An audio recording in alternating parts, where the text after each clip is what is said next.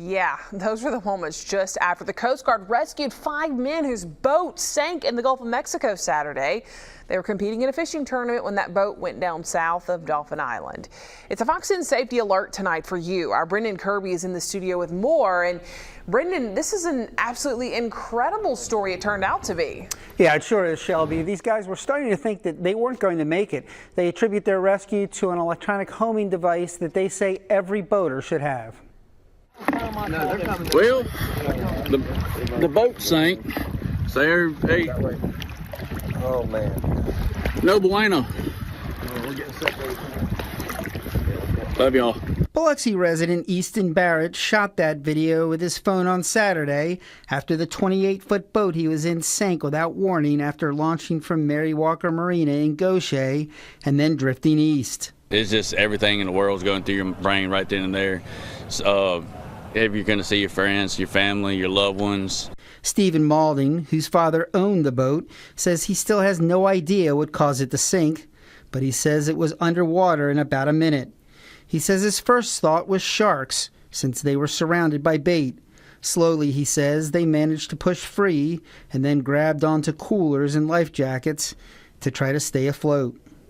I think at that point it's about when we all actually got life vests on because we didn't have time to put them on getting off the boat. Meanwhile, panic started to set in among the wives and girlfriends on land when they found out the boat was missing.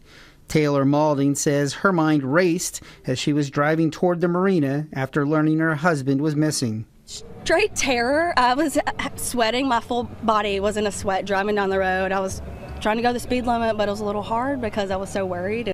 Stephen Malding and his friend spent 4.5 hours in the water, watching a Coast Guard vessel make several passes before locking on to their location.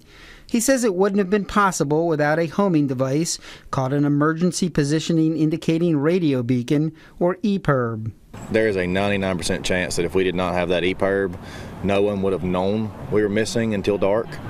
And at that point, I don't think we'd all be there. Every one of us was shaking, cold, nervous, scared. We made it on the boat. When that Coast Guard vessel finally arrived, there was relief and elation on sea and on land. Tears were rolling.